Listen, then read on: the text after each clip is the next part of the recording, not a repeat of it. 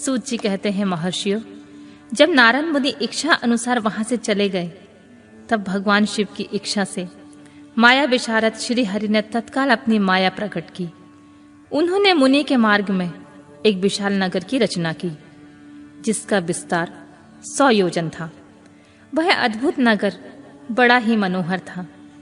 भगवान ने उसे अपने बैकुंठ लोक से भी अधिक रमणीय बनाया था। नाना प्रकार की वस्तुओं से उस नगर की शोभा बढ़ाती थी।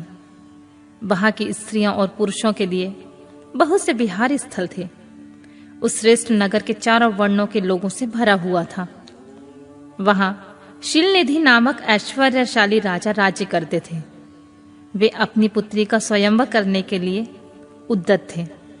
अतः उन्होंने महान उत्सव का आयोजन किया था।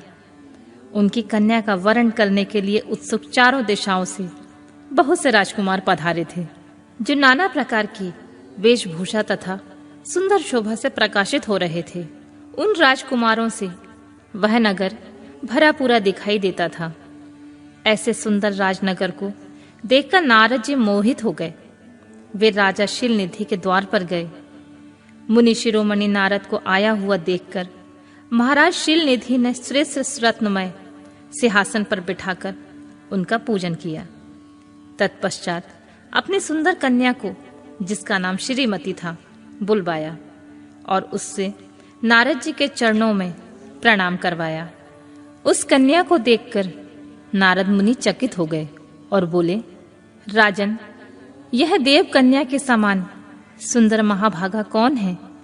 उनकी यह बात सुनकर राजा ने हाथ जोड़कर कहा, मुने, यह मेरी पुत्री है। इसका नाम श्रीमती है। अब इसके विवाह का समय आ गया है। यह अपने लिए सुंदर वर चुनने में निमित्त स्वयंवर में जाने वाली है। इसमें सब प्रकार के शुभ लक्षण रक्षित होते हैं। महर्षि, आप इसका भाग्य बताइए। राजा की इस प्रकार पूछने पर काम से विहल हुए मुनि श्रेष्ठ नारद उस कन्या को प्राप्त करने की इच्छा मन में लिए हुए राजा को संबोधित करके इस प्रकार बोले, भूपाल, आपकी यह कन्या समस्त शुभ लक्षणों से संपन्न है, परम सौभाग्यवती है। अपने महान भाग्य के कारण वह धन्य है और साक्षात लक्ष्मी की भांति समस्त गुणों से आगार है। इसका भावी पति निश्चित ही भगवान शंकर के समान वैभवशाली, सर्वेश्वर, किसी से न पराजित होने वाला, वीर, काम विजयी तथा संपूर्ण देवताओं में श्रेष्ठ होगा। ऐसा कहकर राजा से विदा लेकर इच्छा अनुसार विचरने वाले नारद मुनि वहां से चल दिए। वे काम के वशीभूत हो गए थे।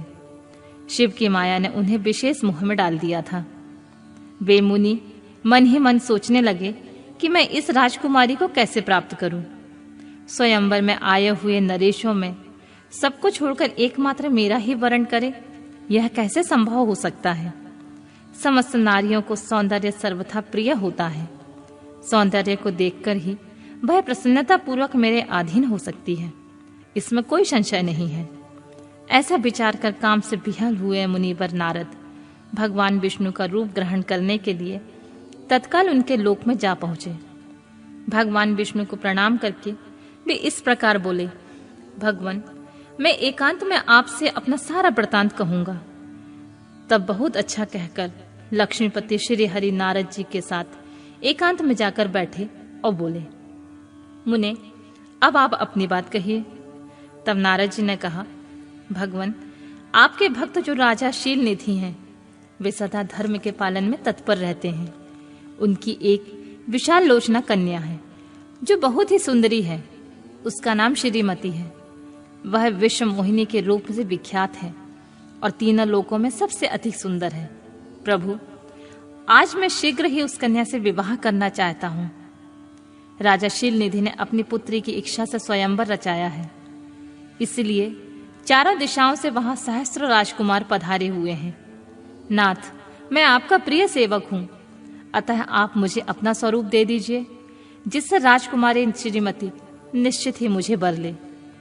सूत जी कहते हैं, महर्षियों, नारद मुनि की ऐसी बात सुनकर भगवान मधुसूदन हंस पड़े और भगवान शंकर के प्रभाव का अनुभव करके उन दयालु प्रभु ने उन्हें इस प्रकार उत्तर दिया। भगवान विष्णु बोले, मुने, तुम अपने अभिष्ट स्थान को जाओ। मैं उसी तरह तुम्हारा हित साधन करूंगा जैसे श्रेष्ठ वैद्य अत्यंत पीड़ित रोगी का करता है, क्योंकि तुम मुझे विशेष प्रिय हो। ऐसा कहकर भगवान विष्णु ने नारद मुनि को मुख तो बानर का दे दिया और समस्त शेष अंगों में अपने जैसा स्वरूप देकर वे वहां से अंतर्ध्यान हो गए। भगवान की पूर्वोक्त बात सुनकर उनका मनोहर रूप प्राप्त हो गया समझकर नारद मुनि को बड़ा हर्ष हुआ। वे अपने को कृतकृत्य मानने लगे। भगवान ने क्या प्रयत्न किया है इसको वे समझ न सके। तदनंतर मुनि श्रेष्ठ नारद शीघ्र ही उस स्थान पर जा पहुंचे जहां राजा शीलनिधि ने राजकुमारों से भरी हुई स्वयंवर सभा का आयोजन किया था। विप्रवरों, राजपुत्रों से घिरी हुई वह दिव्य स्वयंवर सभा दूसरी इंद्र सभा के समान अत्यंत शोभा पा रही थी। नारद जी उस राजसभा में जा बैठे और वहां बैठकर प्रसन्न मन से बार बार यही सोचने लगे कि मैं भगवान विष्णु के समान रूप धारण किए हुए हूं, अतः वह राजकुमारी अवश्य ही मेरा वरण करेगी, दूसरे का नहीं। मुनिश्रेष्ठ नारद को यह ज्ञात नहीं था कि मेरा मुंह कितना कुरूप है। उस सभा में बैठे हुए सब मनुष्यों ने मुनि को उनके पूर्ण रूप में देखा था। राजकुमारी आदि कोई भी उनके रूप परिवर्तन के रहस्य को ना जान सके। वहां नारद जी की रक्षा के लिए भगवान रुद्र के 2 पार्षद आए थे, जो ब्राह्मण का रूप धारण करके गुण भाव से वहां बैठे थे। वे ही नारद जी के रूप परिवर्तन के उत्तम भेद को जानते थे।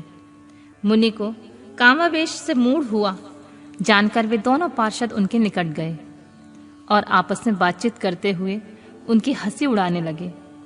परंतु मुनि तो काम से विहल हो गए थे, अतः उन्होंने उनकी यथार्थ बात भी अनसुनी कर दी और वे मोहित हो श्रीमती को प्राप्त करने की इच्छा से उसके आगमन की प्रतीक्षा करने लगे।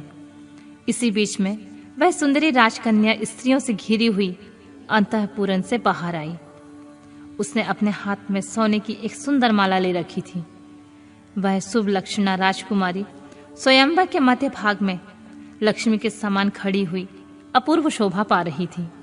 उत्तम व्रत का पालन करने वाली वह भूप कन्या माला हाथ में लेकर अपने मन के अनुरूप वर का अन्वेषण करते हुए सारी सभा में भ्रमण करने लगी।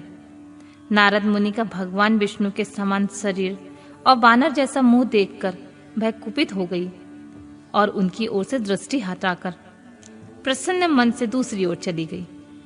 स्वयंवर सभा में अपने मनोवांछित वर को न देखकर वह भयभीत हो गई। राजकुमारी उस सभा के भीतर चुपचाप खड़ी रह गई।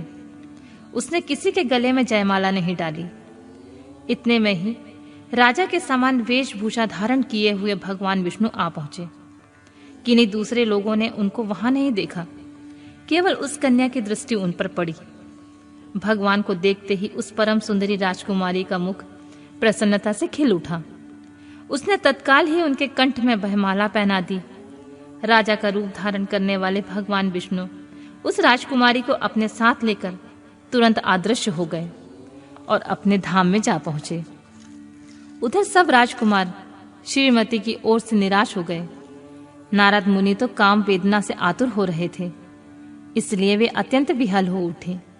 तब वे दोनों विप्र रूपधारी ज्ञान विशारद रुद्रगण काम विहल नारद जी से उसी क्षण बोले, हे नारद, हे मुने, तुम व्यर्थ ही काम से मोहित हो रहे हो और सौंदर्य के बल से राजकुमारी को पाना चाहते हो। अपना बानर के समान घृणित मुंह तो देख लो। सूत जी कहते हैं, महर्षियों, उन रुद्रगणों का यह वचन सुनकर नारद जी को बड़ा विस्मय हुआ और वे शिव की माया से मोहित थे। उन्होंने दर्पण में अपना मुख देख लिया। बानर के समान अपना मुंह देखकर वे तुरंत ही क्रोध से जल उठे और माया से मोहित होने के कारण उन दोनों शिव गणों को वहां से शाप देते हुए बोले, अरे, तुम दोनों ने मुझ ब्राह्मण का उपहास किया है, अतः तुम ब्राह्मण के वीर से उत्पन्न राक्षस हो जाओ। ब्राह्मण के संतान होने पर भी तुम्हारे आकार राक्षस के समान ही होंगे। इस प्रकार अपने लिए शाप सुनकर वे दोनों ज्ञान शिरोमणि शिवगण मुनि को मोहित जानकर कुछ नहीं बोले। ब्राह्मणों, वे सदा सब घटनाओं में भगवान शिव की इच्छा मानते थे, अतः उदासीन भाव से अपने स्थान को चले गए और भगवान शिव की स्तुति करने लगे।